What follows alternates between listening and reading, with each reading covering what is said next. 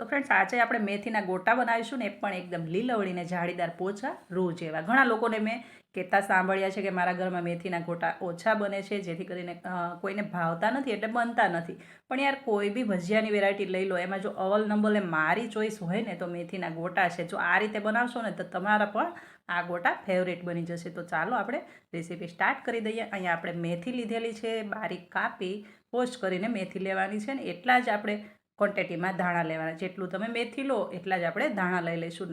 લસણ અહીંયા મેં સૂકું લીધેલું છે, મોસ્ટ ઓફ અડધો કપ જેટલું લસણ સૂકું લઈને ખાણીની અંદર ખાંડીને એડ કર્યું છે. જો સૂકું લસણ આ રીતે ખાંડીને એડ કરશો તો ખૂબ જ ટેસ્ટફુલ આ ભજીયા બને છે.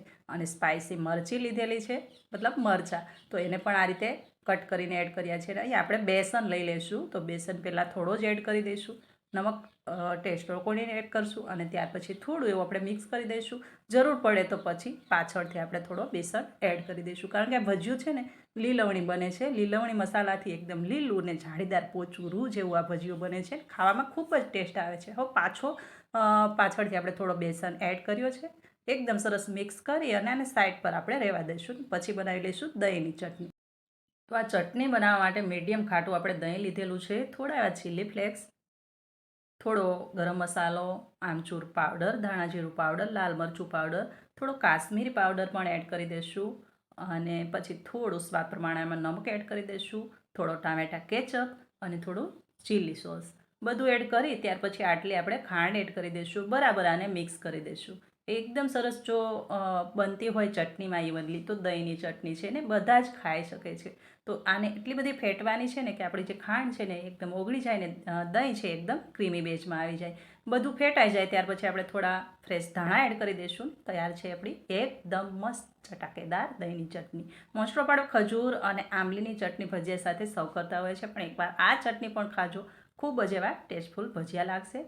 ત્યાર પછી આપણે જે બેટર રાખ્યું હતું એને લઈ લઈશું. થોડો એવો ખાવાનો સોડા એડ કરી દઈશું, લીંબુના ડ્રોપ્સ ઉપર એડ કરી અને આને બધું એક્ટિવેટ કરી લઈશું. ત્યાર પછી થોડું મિક્સ કરી અને જેટલું બેટર આપણે થિકનેસમાં રાખવાનું છે એ પ્રમાણે આપણે પાણી એડ કરી દઈશું.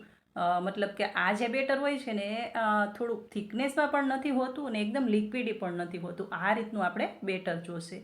ત્યાર પછી એકદમ જો જાળીદાર ભજીયા બનતા હોય ને તો મેથીના ગોટા તો જરૂરથી આ ટ્રાય કરજો. એકદમ સરસ ભજીયું તમે મૂકશો ને એ ભેગું છે ટ્રિપલ સાઇઝ બની જશે. મતલબ તમે જે મૂક્યું હશે એથી ટ્રિપલ સાઇઝ બનીને ફૂલીને દડા જેવું થાય છે ને એકદમ સરસ એવી આમાં જાળી પડે છે. તો તેલ પણ ફૂલ ગરમ છે.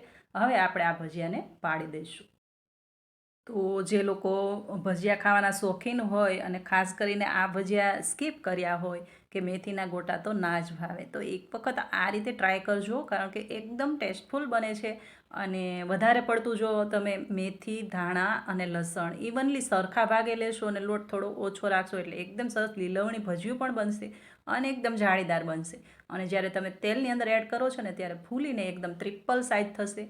મોટા મોટા ભજીયા બનીને તૈયાર થાય છે ને અંદર જાળી તો ખૂબ જ સરસ પડે છે અને એકદમ તેલ પણ ઓછું પીવે છે. મતલબ તેલ તો બિલકુલ પણ ભજીયા પર રહેતું નથી ને એકદમ સરસ ફટાફટ બની જતા આ મેથીના ગોટા છે. તો એકવાર ટ્રાય જરૂરથી કરજો અને રેસીપી ગમે તો શેર કરી દેજો. અને ચેનલ પર જો તમે નવા આવ્યા હોય ને આજે જ જો મારો આ વિડીયો પહેલી વાર જોયો હોય તો કોમેન્ટ કરી દેજો અને લાઈક કરીને વિડીયોને શેર પણ કરી દેજો.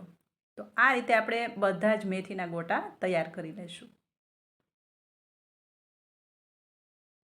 જો આ ભજીયા ફૂલીને ડબલ થઈ ગયા, મતલબ ટ્રિપલ થઈ ગયેલા છે, કારણ કે આની અંદર એક જાળી પડે છે. અને જો સાંજના બનાવેલા ભજીયા હોય અને વધ્યા હોય ને સવારે કોઈ નાસ્તામાં પણ જો આ ભજીયું ખાય ને તો પણ એનું એ જ ટેક્સચર રહે છે ને એની એ જ પોચું પણ રહે છે.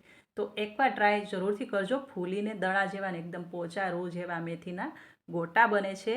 અને ગમે તો શેર કરી દેજો. ચેનલ પર નવા હોય ને તો ચેનલને સબસ્ક્રાઈબ પણ કરી દેજો. પાછા મળતા રહીશું આવી જ અવનવી રેસીપી સાથે. ત્યાં સુધી આવજો. Thank you for watching.